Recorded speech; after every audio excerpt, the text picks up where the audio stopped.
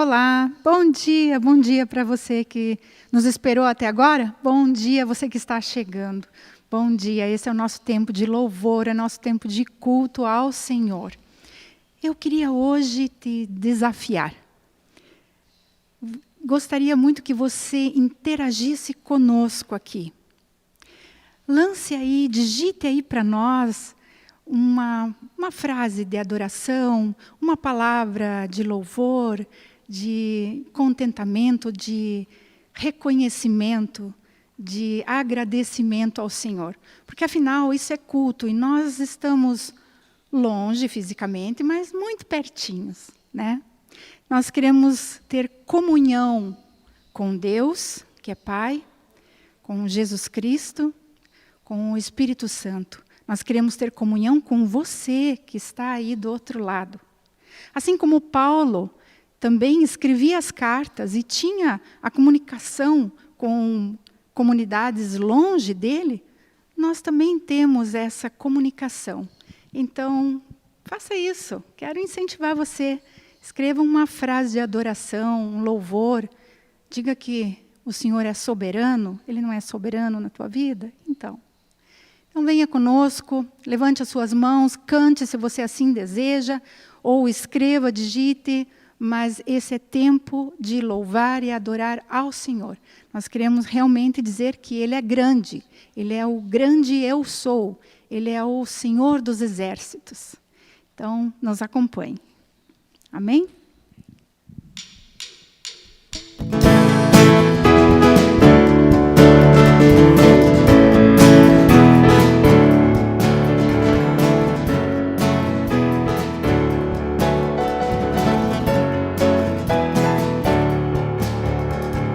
Grande é o Senhor,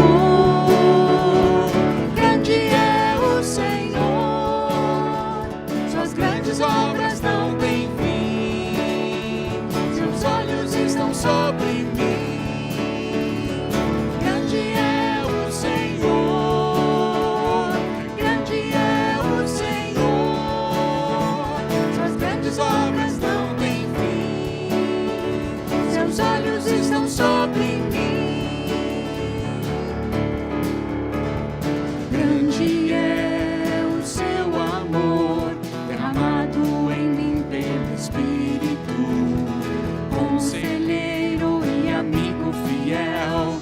Digno em tudo que prometeu, agradável é sua vontade, eterna é a sua bondade.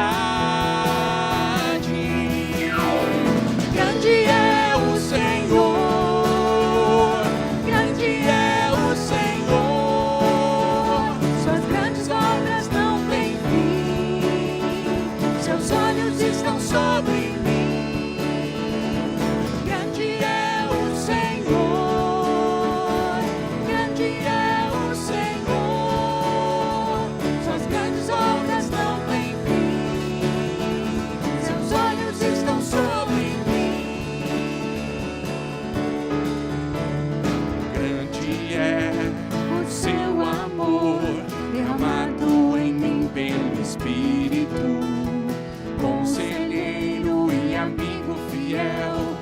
Digno em tudo que prometeu, agradável é sua vontade, eterna é a sua bondade. Grande é o Senhor, grande é o Senhor, suas grandes obras não têm fim, seus olhos estão sobre mim. Grande é o Senhor, grande é o Senhor, suas grandes obras não têm fim, seus olhos estão sobre mim.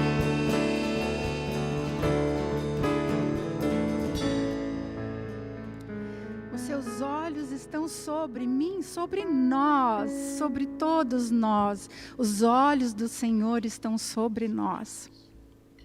Amém? Isso nos lembra o Salmo 121. Ele nos diz e nos lembra que não há monte maior, não há dificuldade maior que o Senhor não possa resolver ou estar conosco e nos capacitar. Não há. Ele é o grande eu sou. Ele é o Senhor. E Ele nos capacita. Ele está presente em nossas vidas. Ele lança fora todo o medo. Ele está presente aí com você. Creia nisso, meu irmão, minha irmã. Ele está aí contigo. Jesus está presente, Ele está ao seu lado. Se você tiver a oportunidade hoje, leia hoje de tarde calmamente o Salmo 121. Reflita nele. Ore em cima desse salmo. E você vai perceber o quanto o Senhor é bom, o quanto o Senhor está ao seu lado. E te livrará de todo mal, te capacitará nas dificuldades, nas questões do dia a dia. Nós temos o Espírito Santo que também nos ajuda e nos conduz. É Deus Pai, Filho e Espírito Santo que está presente em nossas vidas. E assim que você e eu, nós possamos lembrar que nós precisamos deles todos os dias. Nós precisamos. Então venha conosco e clame ao Senhor, que Ele esteja presente, não só hoje, agora, escutando as tuas orações, mas lá todos os dias, no teu trabalho, nas tuas dificuldades, em todos os momentos. Clame pelo Senhor Jesus e Ele estará presente contigo.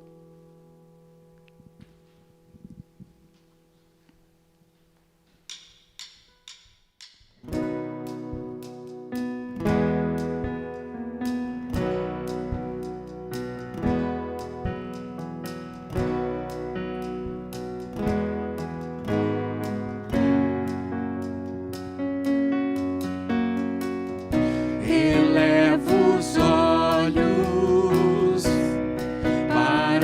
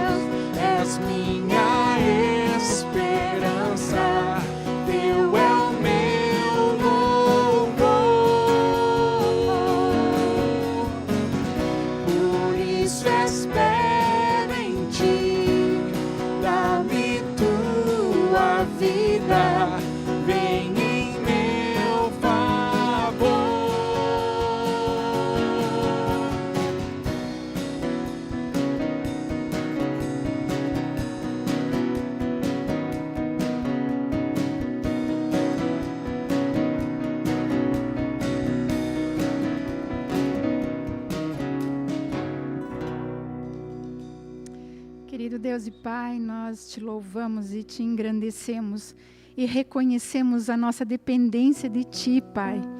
Nós reconhecemos que precisamos do Teu olhar amoroso, porque Tu és um Deus zeloso e cuidador.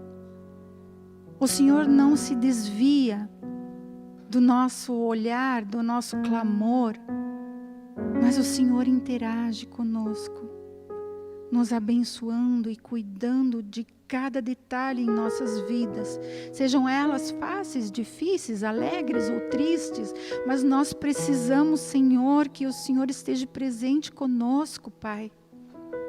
Cuida, Senhor, dos nossos pensamentos, cuida, Senhor, do nosso coração e nos alivia, Senhor, nos mostra quando nós estamos no caminho errado.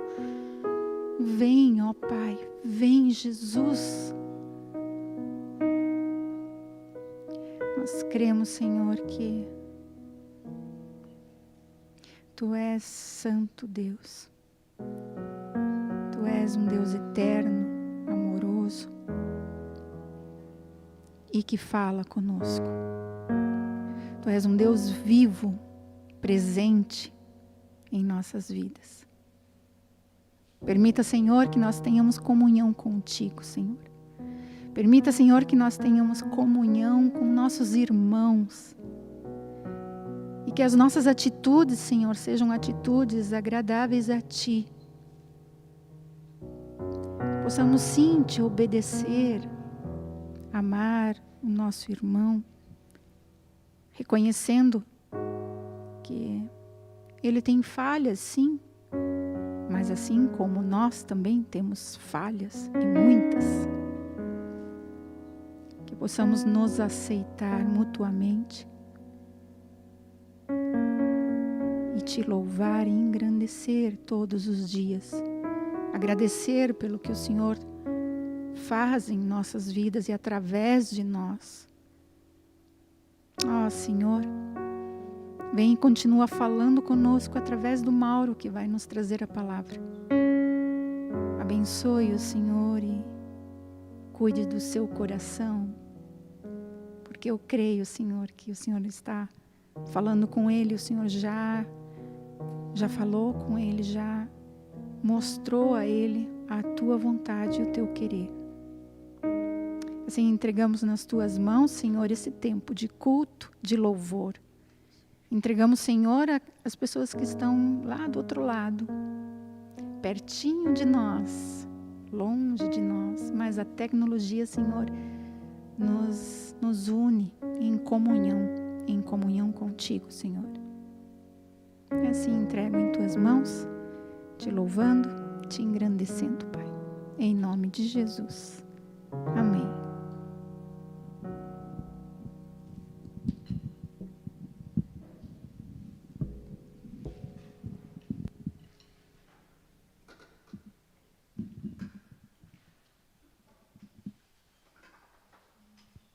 Olá, que legal que você pode estar aí nos assistindo nesta manhã, e quem sabe à tarde, quem sabe à noite também, né?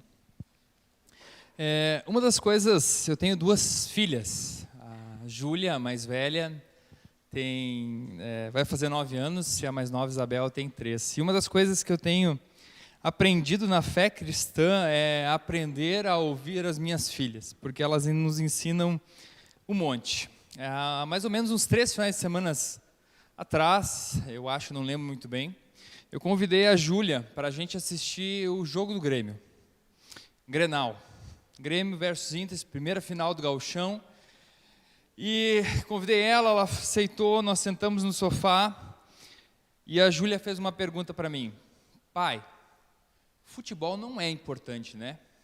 E eu automaticamente, como um bom pai, disse: claro que não.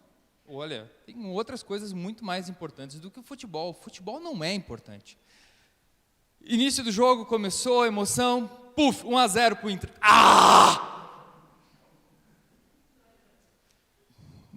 Ouvi as palavras: pai, futebol é importante? Não, filha, futebol não é importante. Jogo seguindo, segundo tempo, gol do Grêmio. Busca. ouvi pela terceira vez a pergunta da Júlia: pai, futebol é importante? E eu disse: claro, filha, que não. Não é importante. Existem outras coisas mais importantes na vida. 2-1 pro Grêmio. Busca. Grêmio campeão.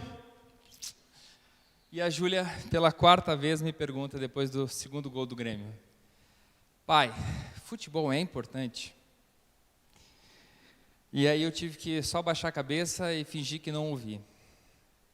Porque ela já tinha revelado algumas motivações do fundo do meu coração. E uma das coisas que essa conversa com a Júlia durante o jogo me revelou é que muitas vezes nós não analisamos o que é importante na nossa vida, ou nós não conseguimos analisar qual a motivação real que nós fizemos tal coisa. Por exemplo, lá no fundo do nosso coração, por que a gente faz aquilo? Você já pensou e já analisou que tem várias coisas na nossa vida que nós temos uma resposta pronta, específica, certa, já? O que é importante para você? Deus, família, amigos, relacionamentos, viva todo mundo. São respostas que nós damos automático, mas muitas vezes nós não refletimos a motivação do nosso coração. E eu quero fazer algumas perguntas para você essa manhã. Eu quero te fazer refletir sobre algumas perguntas que eu me fiz há 3 anos atrás. E depois eu explico por que eu fiz essas perguntas há 3 anos atrás. A primeira pergunta é a seguinte: quando você é criticado, fica furioso ou arrasado porque é essencial para você achar que você é uma pessoa boa? Segunda pergunta, eu vou colocar como eu falando: minha vida de oração consiste, em grande parte, em petições e apenas se torna fervorosa quando estou com problemas. O objetivo principal do meu momento de oração é controlar as circunstâncias. Terceiro, minha identidade e dignidade estão baseadas principalmente na minha dedicação ao trabalho e na minha moral. Quarto, você consegue discernir motivações falsas e idólatras em algumas coisas boas que você faz? Tem percebido que algumas coisas que você sempre achou fazer para Deus são, na verdade, feitas por outros motivos? Está descobrindo áreas em sua vida nas quais resiste à vontade de Deus? Esses foram alguns questionamentos que há 3 anos atrás eu fiz na minha vida. Eu trabalho como coordenador de uma agência missionária. Teoricamente, eu trabalho para Deus, fazendo as coisas de Deus. Nós plantamos igrejas, nós salvamos o mundo, damos uma forcinha para Jesus, né? Essa, teoricamente, era o meu pensamento há 3 anos atrás, até que eu me confrontei com um texto, que a gente vai ler daqui a pouco, e eu comecei a rever algumas coisas, qual eram as motivações que eu tinha para servir a Deus com o meu trabalho, numa coordenação de uma agência missionária. Que todo mundo talvez olhasse e dizia: ele serve a Deus, né? Ele é de tempo integral, né? Mas as minhas motivações do meu trabalho, eu comecei a perceber que elas estavam lá no fundo do meu coração. Por mais que eu expressasse e dissesse: isso é para Deus, tudo para ti, Senhor, no fundo do meu coração, as minhas motivações, elas estavam baseadas talvez em questões idólatras do meu coração e questão de egocentrismo.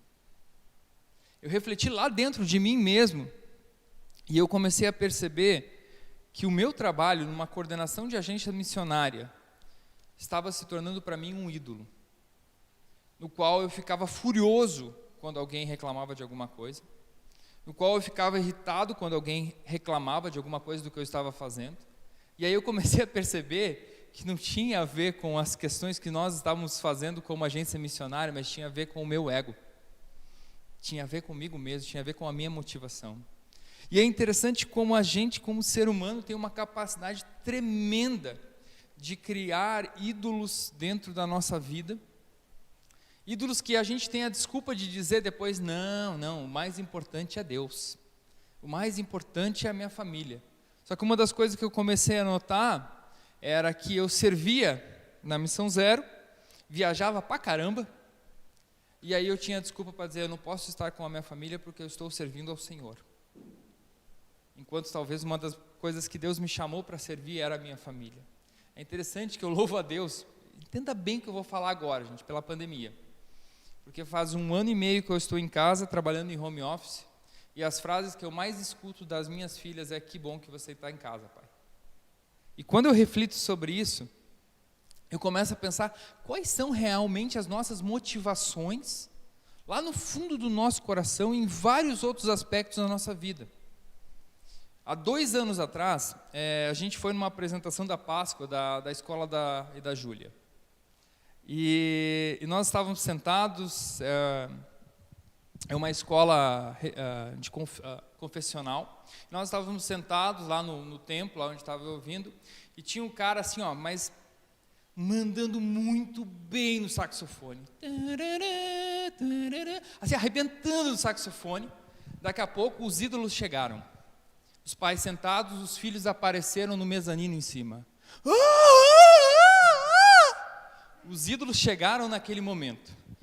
Cara, quando chegou, começou aquele griteiro, aquele abano, tudo assim. Sinceramente, se eu fosse o cara do saxofone, eu tinha tirado, jogado e saído para o lado. Porque, ninguém mais se interessava por aquilo. Porque naquele momento, tem um amigo meu que disse assim: os pequenos ídolos chegaram.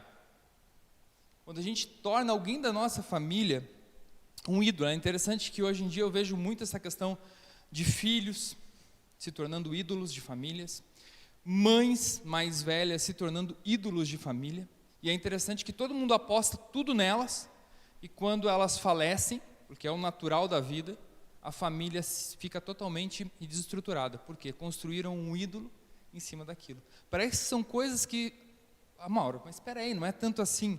Gente, você já parou para analisar como a nossa vida, a gente constrói essas coisas, constrói esses ídolos? Por exemplo, a gente constrói ídolos na política. Só olhar o Face agora, né, gente? Face é coisa de velho, né? Desculpa, gente, olha o Insta. Agora me adaptei melhor. Você olha para isso, gente, você começa a perceber os ídolos que são criados. Porque assim, se você for olhar, tanto esquerda como direita, ambos usam textos bíblicos para defender a sua visão. Você já parou para analisar isso? Daqui a pouco, fulano fez, mas ali diz que o Senhor disse isso, lá em Deuteronômio 4, não tinha nada a ver, mas ele usou. Entende? Ambos os lados, gente. Por quê? A motivação não está baseada em eu querer o bem social ou o bem estrutural de um país. A motivação está: quem é o meu ídolo que está lá na frente, para que eu possa adorar. Uma outra questão, gente, é os nossos relacionamentos. A gente coloca a pessoa no pedestal, cria um grande ambiente e depois no final todo o nosso relacionamento vai por água abaixo.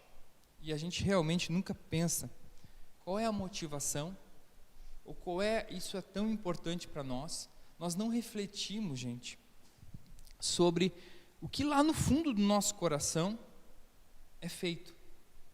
Porque a gente simplesmente age muitas vezes no automático. O que é Deus para você? Deus é tudo. O que é a sua família para você?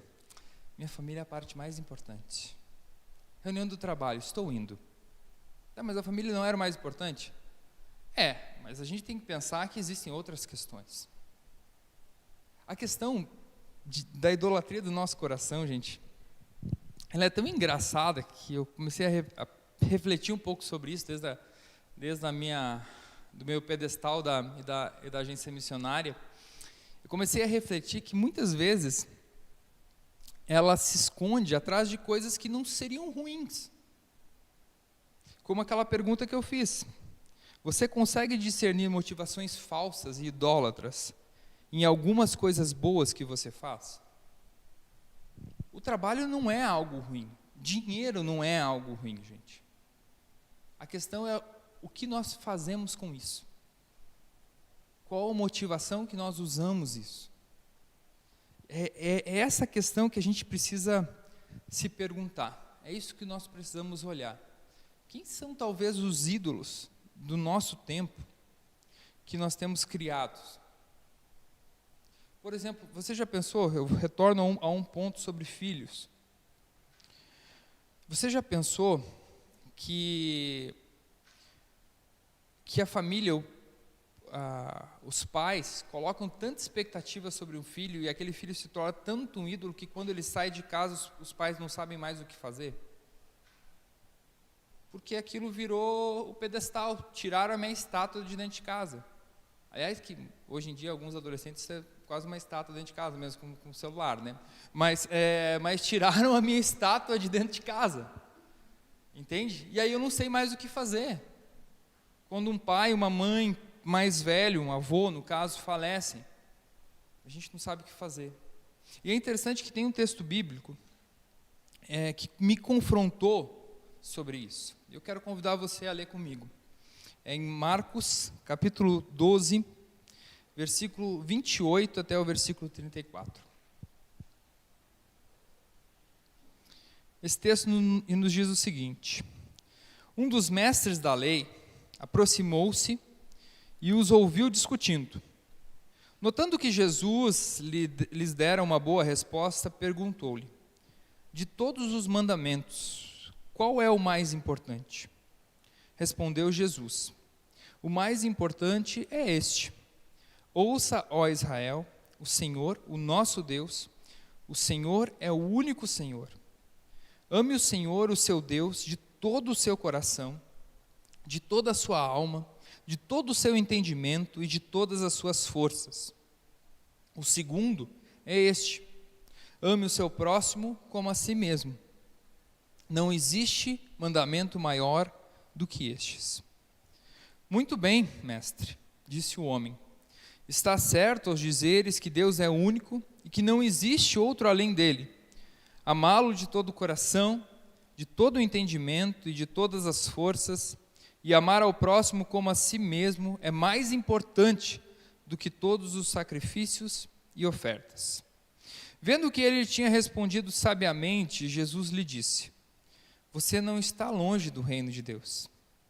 Daí por diante, ninguém mais ousava lhe fazer perguntas. Eu acho muito interessante, em algumas versões um pouco mais antigas talvez da Bíblia, fala sobre um escriba, ou sobre, como o nosso texto diz, sobre um mestre da lei, né?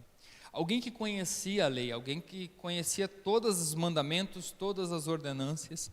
E uma das coisas que me chama a atenção na vida deste homem é a honestidade dele. Por mais que ele conhecesse todas as leis, todos os mandamentos, de cor, sabia tudo ali, respondia tal, tá lá em Deuteronômio, tal, tranquilamente, mesmo indo contra o grupo dele, né?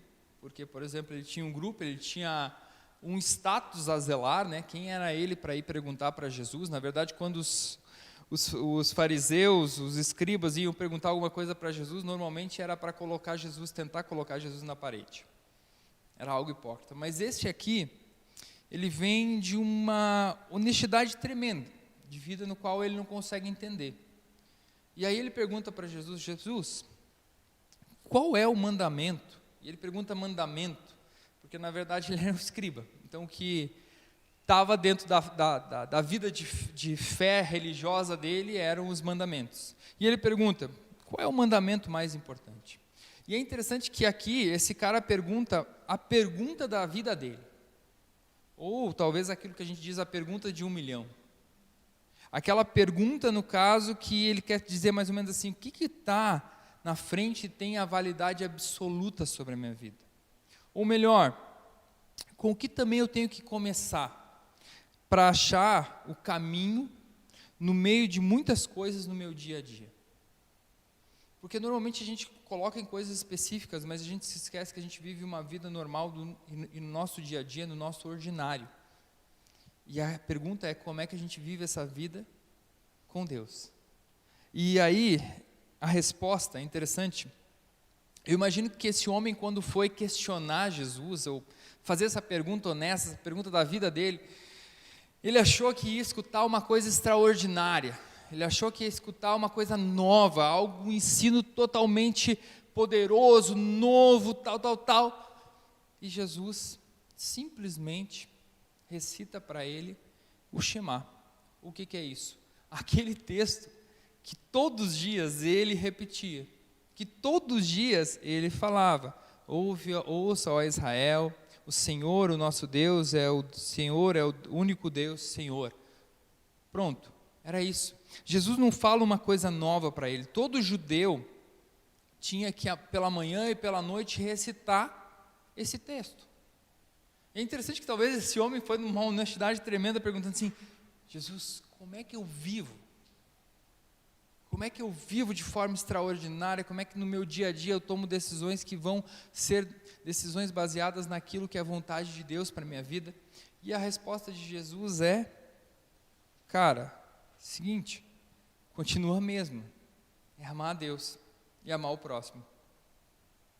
E nessa pergunta, vamos dizer, Jesus diz: olha, só existe um Deus, e esse Deus proporciona cura para toda a humanidade em obediência universal. Ele quer chamar todo mundo para curar desse amor que Ele vem e nos ama. E é interessante que assim também, na minha vida, esse texto não foi algo novo, extraordinário. Só que teve uma vez que esse texto falou mais do que as outras, porque o meu coração estava aberto e eu estava refletindo quais eram as motivações que eu tinha na minha vida.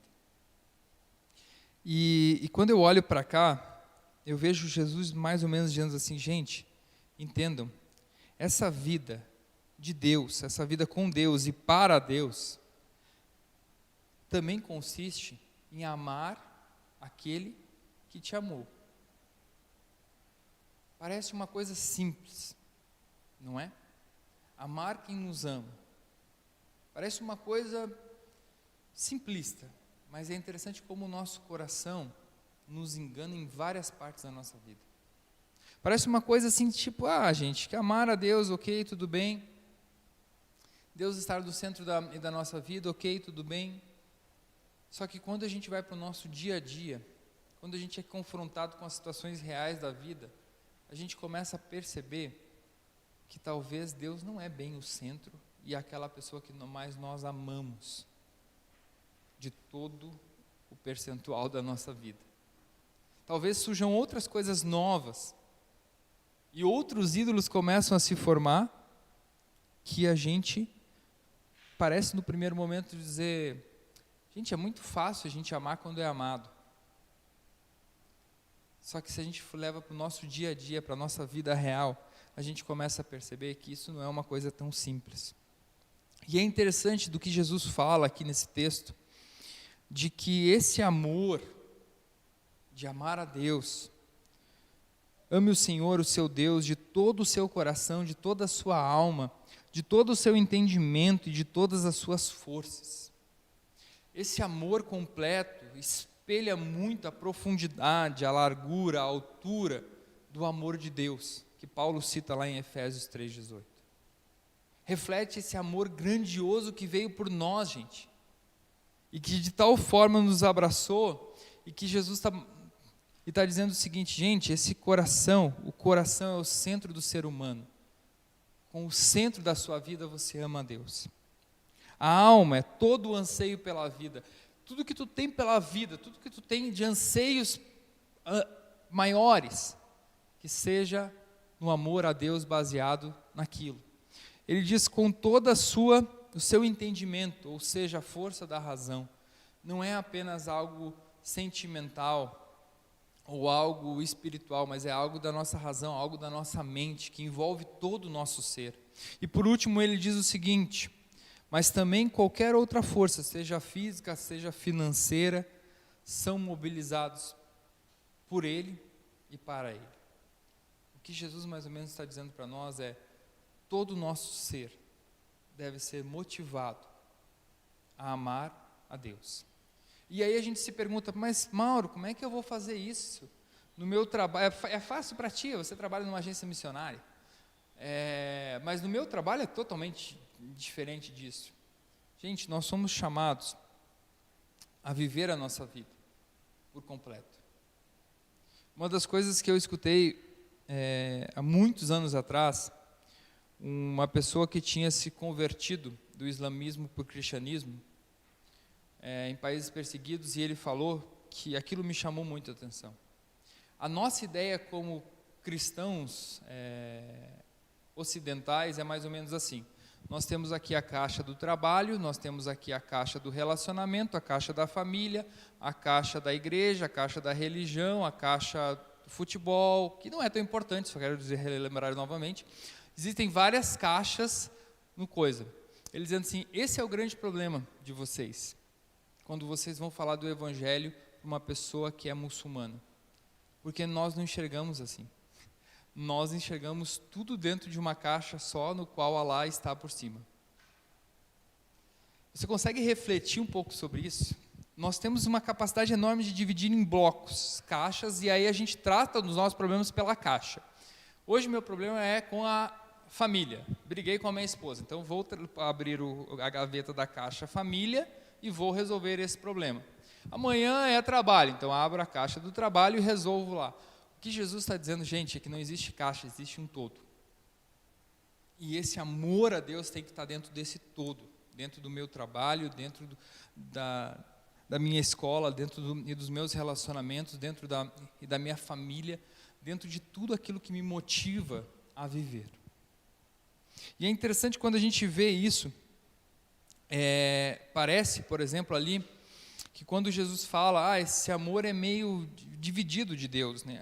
Porque ele fala para amar a Deus de todo o coração, alma, força, entendimento, e aí o segundo ele diz assim, o segundo é amar ao próximo. E aí parece que a gente olha para isso e diz assim, parece que esse amor de Deus meio se divide, mas na verdade não, o amor de Deus ele se completa. Se completa de qual forma? É que em Deus a gente consegue descobrir quem é o nosso próximo, quem é o nosso mais próximo. E isso é um processo, vamos dizer, que o próprio Deus coloca nas nossas vidas e nos mostra, passo a passo, quem é o nosso próximo. Porque é interessante que a nossa natureza humana tende a escolher os nossos próximos. Você já viu? Por exemplo, vamos usar a política de novo como exemplo. Você já viu pessoas que se declaram partido A ou partido B, ou estrutura dentro de um Facebook? Vamos pegar um Facebook que todo mundo está lá dentro, né? Você já viu? Só quem comenta é quem concorda. E se alguém comentar discordando, ele é um intolerante, e não importando do lado. Entende? Então, por exemplo, a gente faz o quê? Hoje é a marca do dia. Vamos cancelar. Falou contrário a mim, eu cancelo.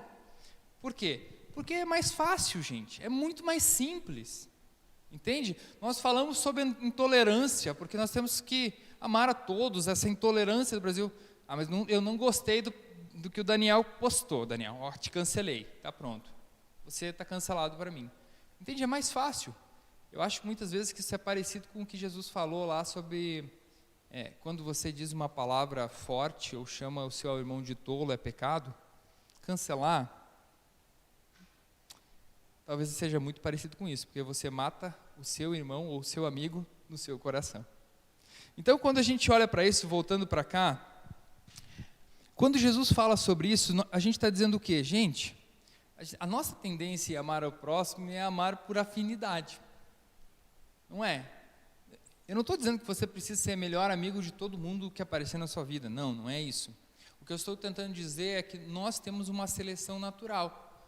Eu não vou muito com fulano. Então eu já não amo tanto ele, né? Mas no nosso coração a gente vai dizer, não, nós amamos a todos, feliz. Mas fulano ali não dá, né? Não tem como, né? Olha só o que ele faz, né? Colorado, cara, não tem como amar. Né? É mais ou menos isso, gente. É mais ou menos dessa forma que a gente faz. Por isso que começa-se toda baseado em quem? No amor a Deus. Ame o Senhor teu Deus e Deus vai te direcionar quem são o teu próximo para você ter que amar. Essa é a fórmula, vamos dizer, mais concreta da nossa vida. E aí, é interessante que algumas pessoas normalmente dizem o seguinte: a gente só pode amar a Deus quando a gente ama o próximo. Não é bem dessa forma, porque o amor começa invertido. O amor começa em Deus, que nos amou, enviou Jesus. A partir dessa base de eu amar a Deus, eu vou amar o meu próximo. Isso é uma demonstração do amor a Deus a amar o próximo. Vocês conseguem perceber essa diferença? É interessante porque senão a gente daqui a pouco está tornando o próximo em nosso Deus. Porque eu amo meu próximo de tal forma que se eu estou amando a Deus, mas na verdade novamente eu transformo aquela pessoa no meu ídolo, naquela pessoa que, vamos dizer, que está à frente de tudo, né? E é interessante que Jesus diz o seguinte: olha, você deve amar ao próximo como você ama a si mesmo. Cara, aí o negócio fica mais pesado, né, gente? Porque amar o próximo como eu me amo, é interessante que o me amar tem a ver mais ou menos quase com o instinto natural, né, de uma proteção. Hoje eu noto que, por causa do pecado, a humanidade começa a ter desvios até na própria parte de se amar,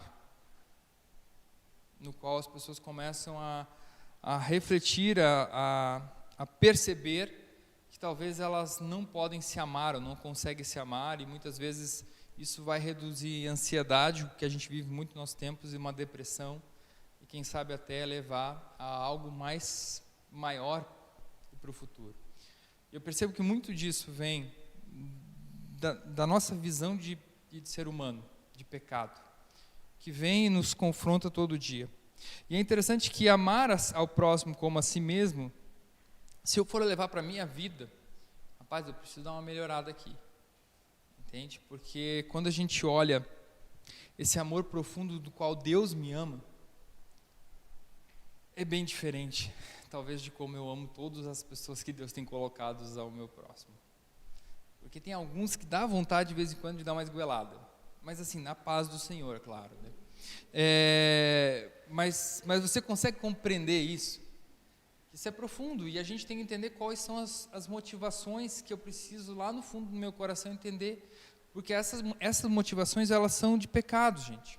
E uma das coisas importantes que eu quero falar essa manhã também sobre essa questão de amor, é que a gente precisa entender que o amor tudo suporta. O amor suporta tudo, mas o amor não aceita tudo. O amor, ele suporta tudo, gente. Suporta até aquela pessoa que não dá para engolir, mas ele não aceita tudo. Pois o que tudo aceita não é amor, mas é uma omissão. Então, por exemplo, hoje se diz muito, o importante é a gente aceitar todo mundo como é, viva as diferenças, ok, tudo bem. Sim, só que essas diferenças muitas vezes têm levado a humanidade cada vez mais o buraco. Eu não sei quantas vezes esse ano eu usei a frase, volta Jesus. Porque cada dia mais parece que o negócio é com Maranata mesmo. Volta Jesus e é com você. Porque quando a gente olha para isso, a gente percebe que o amor verdadeiro, ele suporta, mas ele não aceita tudo. Entende? A minha filha, a Abel, olhou o filme do Shrek, né? E aí, olhando o filme do Shrek, ela viu que o gato de botas, quando quer pedir alguma coisa, faz o quê? Então, toda vez que a Abel pede uma coisa para nós e a gente diz não, o que ela faz? Nunca deu certo, por enquanto, na nossa família, mas que é meigo é. Porque a gente entende que não dá para aceitar tudo porque ela faz uma carinha meiga, é porque eu não quero magoar. Não. Porque existem verdades que precisam estar no centro de tudo. E é interessante que esse homem, esse escriba, que pergunta a Jesus, ele repete depois tudo que Jesus falou.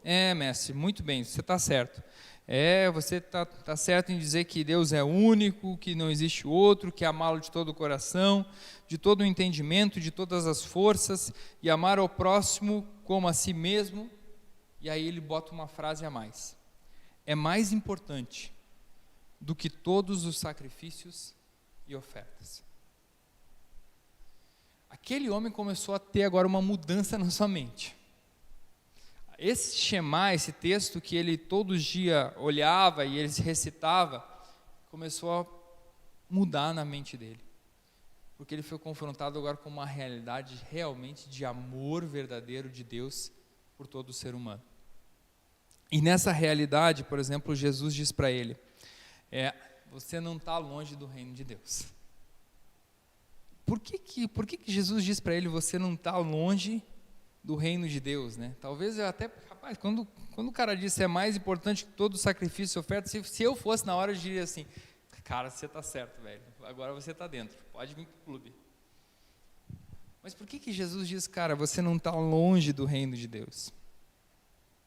Porque aquele homem ainda precisa entender que por mais que ele recite esse texto do Shema todos os dias, 2 vezes por dia, por mais que ele faça isso fervorosamente, ele precisa entender que aquilo não tem uma validade porque essa aliança antiga foi quebrada.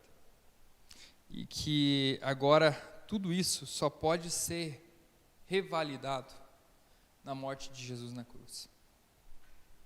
E é isso que Jesus está dizendo para esse homem, cara, você não está longe do reino dos céus.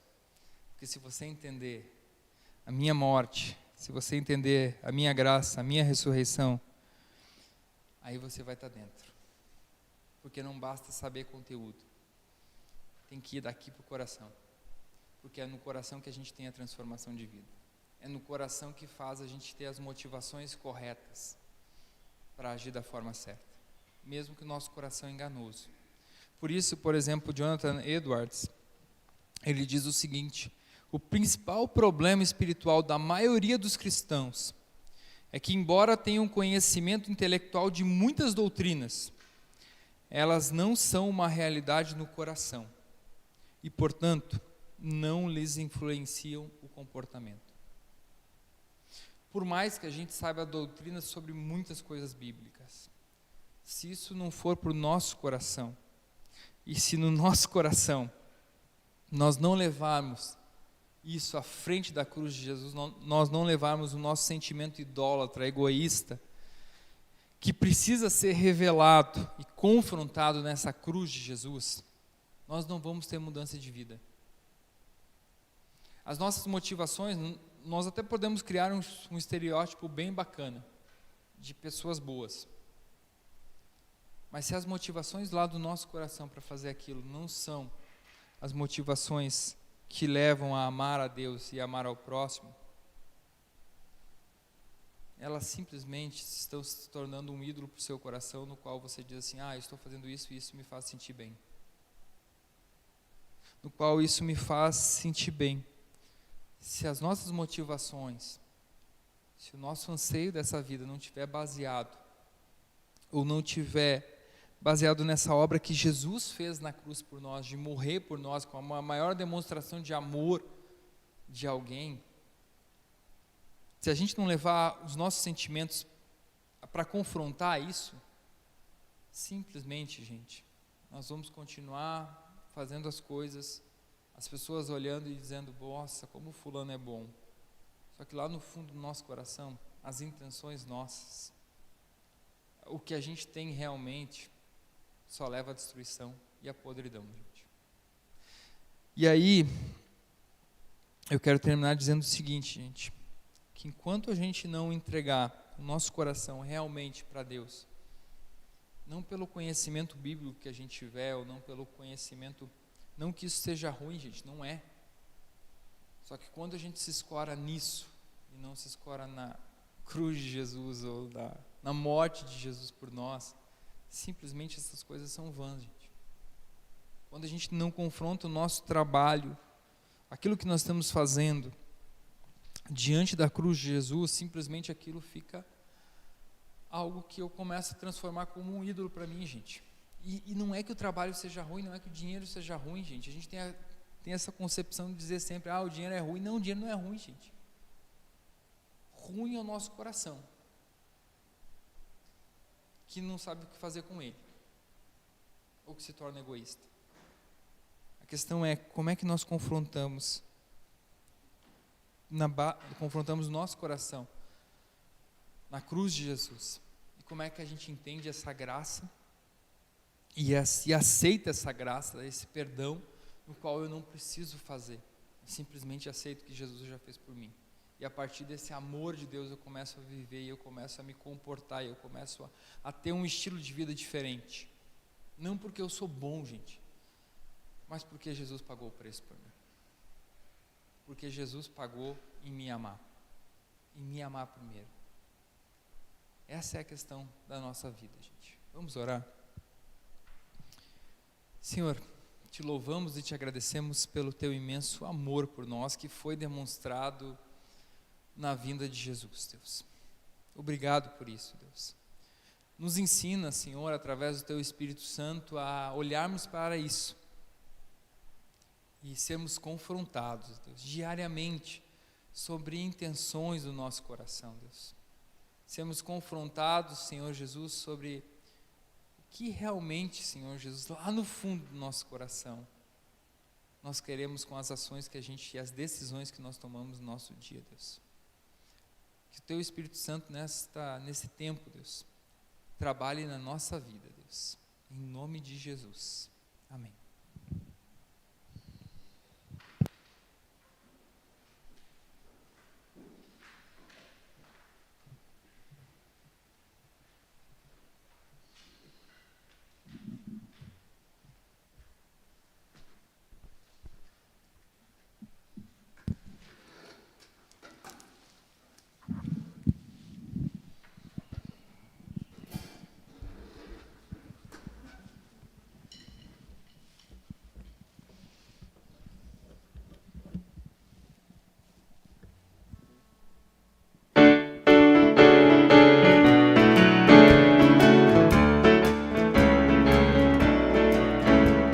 Buscar a Deus em primeiro lugar, saber que Jesus é teu Salvador, andar com fé e esperança em Cristo, amar o teu irmão e amar o teu irmão.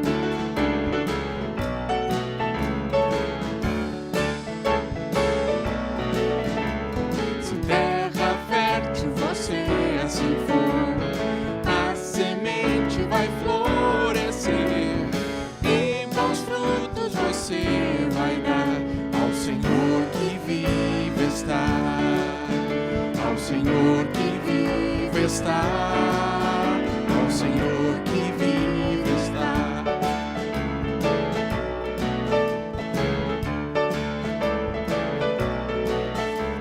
Buscar a Deus em primeiro lugar, saber que Jesus é teu Salvador, andar com fé e esperança em Cristo, amar o teu irmão e amar o teu irmão.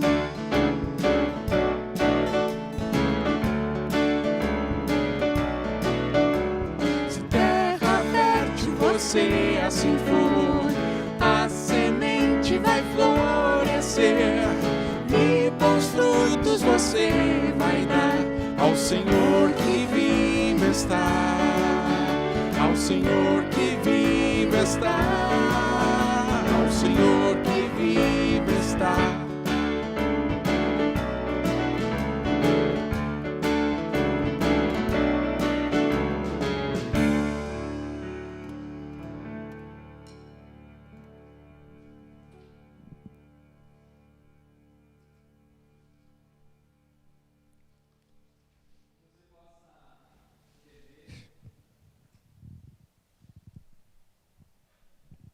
Que você possa entender o teu coração e conhecer esse teu coração diante dessa palavra, diante desse louvor. E que Deus possa estar te abençoando nesse dia, que Deus possa estar abençoando a tua vida e que esse Espírito Santo possa estar cavocando no teu coração dia após dia, para que você entenda as intenções que te motivam a ter uma vida. Que Deus te abençoe, que você tenha um ótimo dia e uma ótima semana.